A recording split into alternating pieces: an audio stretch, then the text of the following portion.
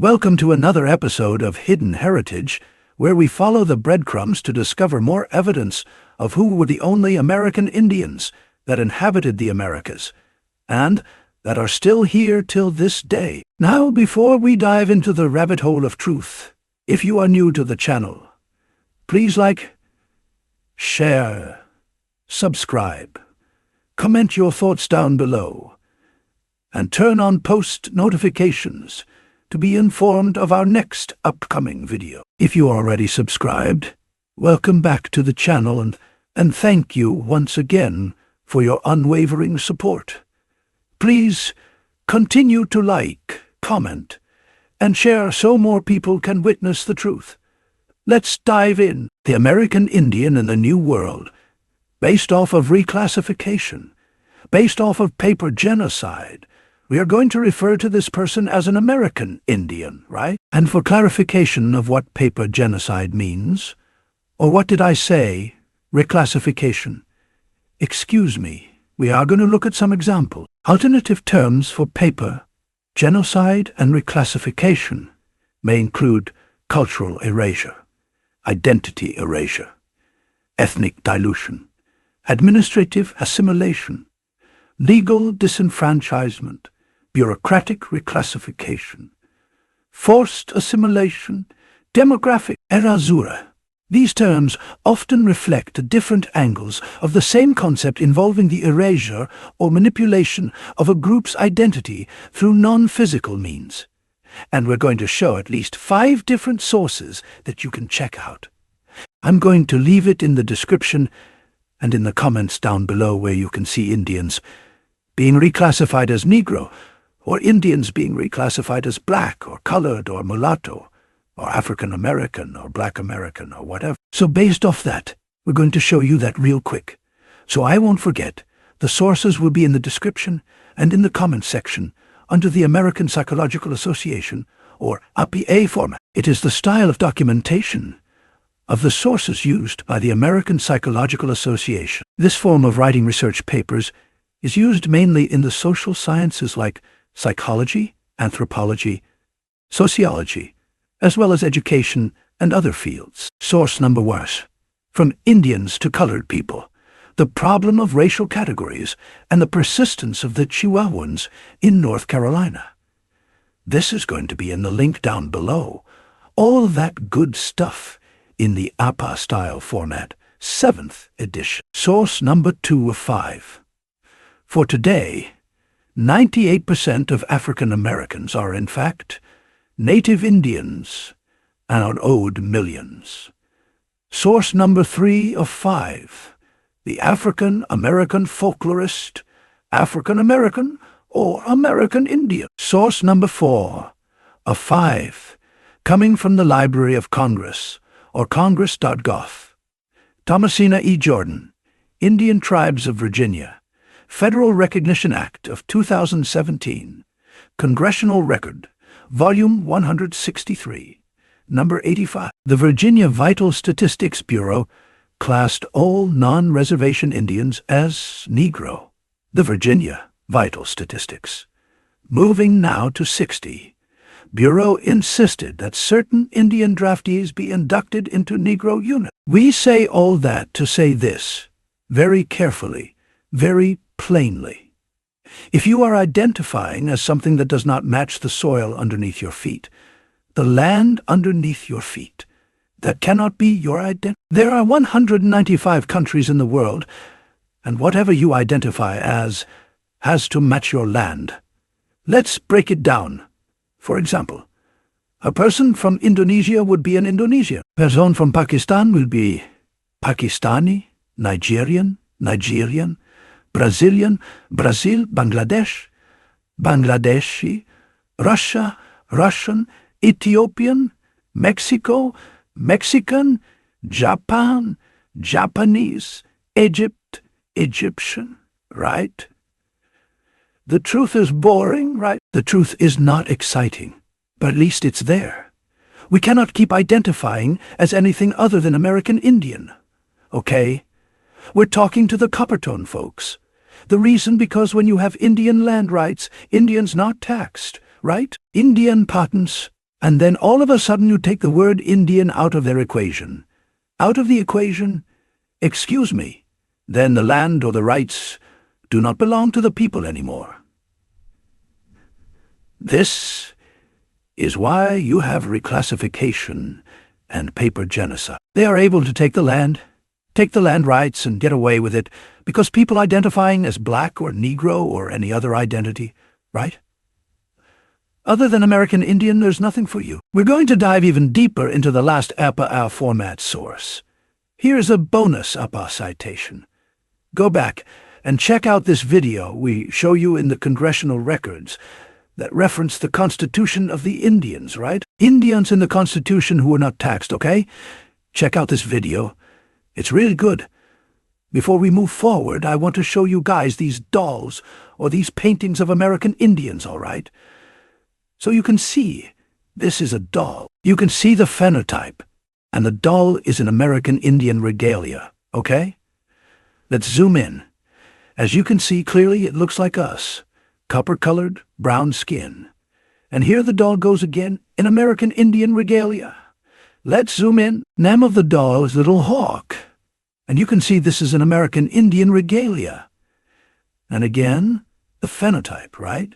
Facial features, skin complexion, and what the doll is wearing. Here is another doll, in her regalia, dressed as an American Indian girl, with fur outfit, okay?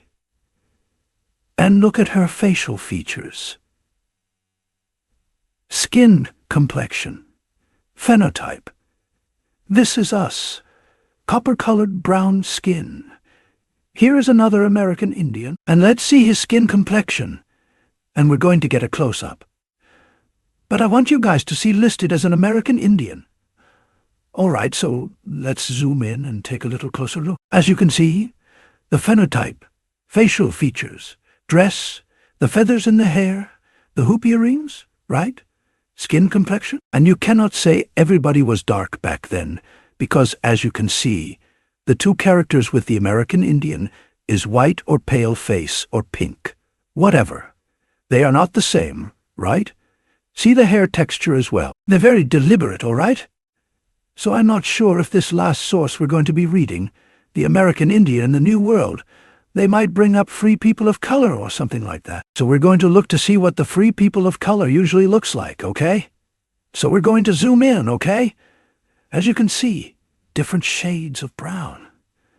Nevertheless, they look like us, okay? Again, free people of color flourished in antebellum New Orleans. New Orleans had an entire, like Louisiana, had an entire Indian empire. Okay? Just so you know and check out what they look like, okay? Look like us.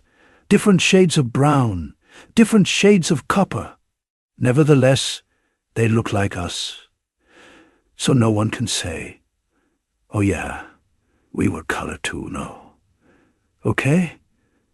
And I think our last source is going to mention something about Ararat Indians, okay? So now we can see what the Ararat Indians look like before we start reading, of course.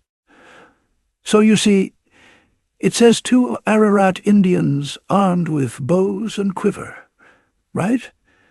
That is synonymous with being an Indian. They even had to throw shade or disrespect to one of the Indians. It says the sinister one also with an arrow. I guess that's another way they would always divide us. You know, if it's not with the tribes, it's skin complexion, it's colorisms, and then it's just a whole nonsense. So you gotta watch out for that, because there's no reason for them to say the sinister one. And then they willfully, what we think, willfully scratched out his face, so you cannot see exactly what he looks like. However, we got the receipts, all right? And we're going to take a closer look so we can really see what the 2 Ararat Indians look like in their headdress. The bow arrow, quiver of arrows, right? Synonymous with being an Indian. So let's zoom in so we can see the phenotype of the 2 Ararat Indians. And as you can tell, they both look like us, okay? With the nose, full lips, skin complexion, the body type, right? Both of them look like us. So we got it where they didn't scratch out his face. so you can see what the only American Indians look like. That's what we look like. The reclass into our quote-unquote Negro. So Negro is also a phenotype that was used to describe us differently from the Mongoloids, the Asians, the Africans, the Europeans, from any other race. Okay? This is what we look like, and this is what we still look like today. So I wanted to make sure that I continue to say that. Okay, so we are diving into the American Indian in the New World. If you made it this far into the video, please like, share, subscribe. If you haven't done so already, turn on post notifications. And as you can see, the phenotype, okay. So this particular book or whatever, right, has like 500 pages. So I'm like scrolling through, checking, like, let me see some cool pictures. Let me see some pictures and all that good stuff, right? And then I kid you not, they'd be dropping the most craziest receipts that you can ever, think about, right? And I had to read it like 5 times. Like, did they literally just say, so as to include in this survey? Oh, okay. That's why we keep saying we are the American Indians. The American Indians look a certain way. All portions, not little bits, not little pockets here. Not north, not south, not central, not the West India Islands, right? All portions of America which are mainly inhabited by Negroes or Negroids. And that was it. That was the receipt. They don't really elaborate, especially in this passage right here. We're going to show you more. It's like sporadic, but they just literally just said this right here, right? And then just kept on keeping on, because as you continue to read, it says, it is necessary to make a brief reference to the Cayman Islands, which lie to the west, west of Jamaica, the largest of the 3. You see what I'm saying? They literally just said, okay, so as to include in the survey all portions of America which are mainly inhabited by Negroes or Negroids. That was it. All right. So now we know the American Indian in the New World. Right. They're referring to a certain phenotype, a certain classification in order to usurp the land. But let's read, okay? And we want to start off with this. We're going to start off with page 340, as he had occasion to advert to the eastern part of the world, which is over there by Hindustan or Bharat. Right? He would make an observation upon an argument, which he had been collected from that quarter, I guess that part of the world. The condition of the Negroes in the West Indies had been lately compared with that of the Hindus, okay? But he would observe that the Hindu, all right? So keep in mind that if they were referring to Hindus, it would just say Hindus. But they said the Negroes in the West Indies, all right? They didn't say the Africans in the West Indies, okay? Say the Negroes. Let's keep on reading, okay? The Indian in the New World. Watch this. Talking about the Hindus, miserable as Howell was, had sources of pride and happiness to which not only the West Indian slave, see how they made a distinction between the West Indian slave, right? But even his master was a stranger. He was, to be sure, pleasant, and his industry was subservient to the gratification of a European lord. But he was in his own belief, I see superior to him, as one of the lowest caste. He would not on any consideration eat from the same plate, would not suffer his son to marry the daughter of his master, even if she could bring him all of the West Indies as her portion. He would observe too, that the Hindu peasant, right? So now we have the Hindu peasant and the West Indian slave, 2 distinct types of people. In this context, right here, they would not refer to a Hindu as a West Indian slave, right? They refer to the Hindu from the eastern part of the world, from Hindustan or Bharat, right? And they refer to a West Indian as an Indian from America. These are 2 separate types of people, very distinct, okay? So again, they're not talking about the eastern part of the world, where Hindustan is right now. or Bharat is right now. So with a West Indian or a Negro in the West Indies, and the West Indian is the same person, and the Hindus are a different group. So let's continue. Real quick, due to the process of elimination. Here's what happens when you type in Israel. 0 results. Here's what happened when you type in Israelite. 0 results. Here's what happens when you type in more, okay? The Turks and Arabs in the Crusades and the Moors of Spain and North Africa had introduced to the mind of medieval Europe the idea of Negro slaves, of black Moors, two who were strong, willing, and faithful servants to their white employer. Although Moor enslaved Christian and Christian attempted to enslave Moor from the 8th to the 18th century, neither found it a pain game. The two races were too near akin mentally and physically to nearly equal in endowments to reign over each other. So the Moors weren't Indians either, okay? And the Indians weren't Moors. Moors were Moors and Indians were Indians. And the Hindus were Hindus and the Europeans, all right? And Africans were Africans, okay? So read that as many times as you need, okay? American Indians are not American Indians. Two different groups as well. And see what they did according to the source, right? And we get other sources of the Moors helping the Europeans, no matter what they looked like, to come and try to enslave the American Indians. All right? So in Louisiana, you know, the Orleans Empire. However, in Haiti, Guadeloupe, Martinique, St. Lucia, Dominica Island, and Trinidad, the Creole French, which is spoken by the Negroes, is essentially a language by itself, different from French in grammar, vocabulary, and pronunciation. It is, to my thinking, a barbarous and clumsy jargon. But this opinion would be received with indignation by the English, German, French, and Haitian people who speak it as a second language, having picked it up from Negro servants in their youth. Shouldn't it be African servants in their youth? Let's keep reading. Creole, especially the dialect of Haiti, has been so aptly illustrated by Haitian and French authors that I need not describe it further here. It still preserves archaic French terms, some words of Breton, a certain element of the Indian languages still lingering. Not African languages, Indian, okay? Didn't mention anything up in here about any African country, right? India. All these are places in the Americas. Not one mention of any African dialect and all this tribal stuff from Africa. Straight up America? Okay? Okay?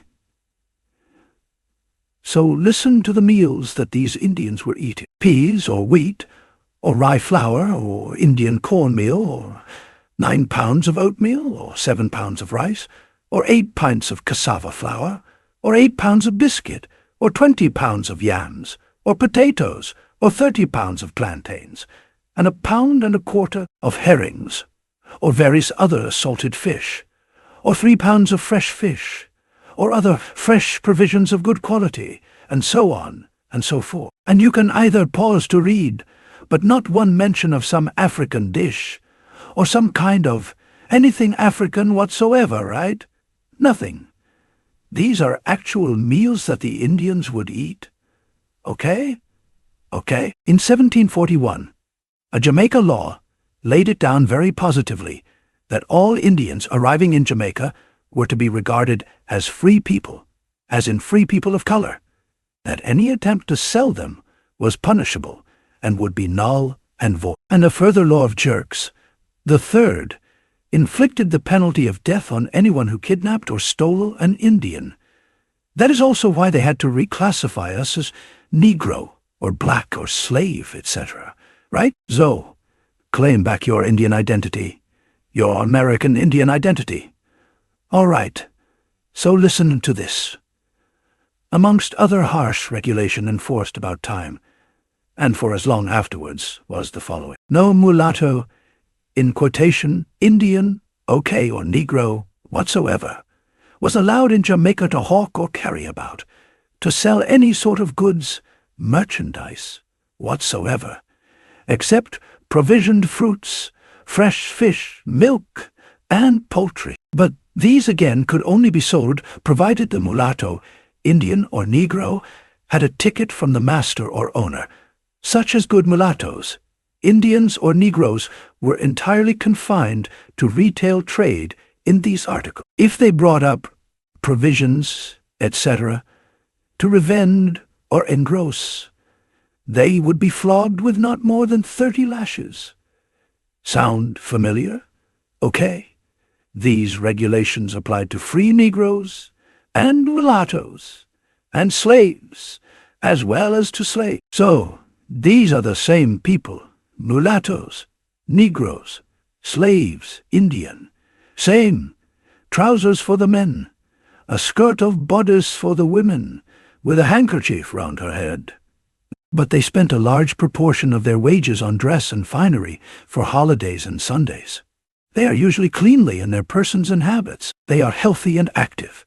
Yet, when an infectious disease is introduced, the mortality amongst them is very high, as they crumple up at once and are without the resistant power of the tougher European. They are not so superstitious as the average West Indian Negro, and this is in spite of education being singularly backward among these timber cutters and peasants. From another correspondent. Yeah, West Indian Negro. Okay, we're getting there. When necessary of a head covering, a fashion which might be followed with advantage over the rest of the civilized world, the girl students dress their hair very carefully. And untidiness in personal appearance is treated as a misdemeanor. Though occasionally it is a little difficult for the Indian girls to keep their long black wisps of hair under proper control. It is surprising, on the other hand, what sleekness and length the negresses can impart to their head covering by careful and persistent combing and brushing of the kinky tresses of their hair. So now we know who the Indians are, okay? Tuskegee, as in the Tuskegee Airmen, and we know what they look like, right? Tuskegee Town is a beautiful garden city of southeastern Alabama, founded and unconsciously planned long before the notion of garden cities had been a matter of deliberate intention. Its name and its history show that it was once the headquarters of the Muskogee Indian tribe, all traces of which have long since disappeared from this locality, though a few still remain in western Alabama. We're still here, right? The Indians are still here. Let's show you some Indians from the Bahamas. Call them free Negroes, a good type of Indian seaman, a shipmaster of the Bahama Islands. Here is an Indian, right? A former Secretary of State and diplomatic envoy of Liberia, born in St. Thomas, the U.S. Virgin Islands, okay? A fruit seller, Port of Spain, Trinidad.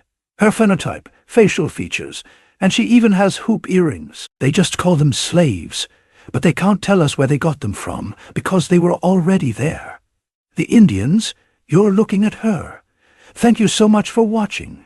We really appreciate it. If you made it this far into the video, thanks again.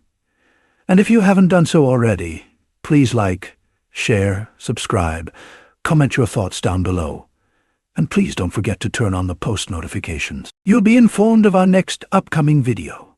Please take care of yourself. Please take care of each other. We'll see you guys in the next one. Peace out, American Indians.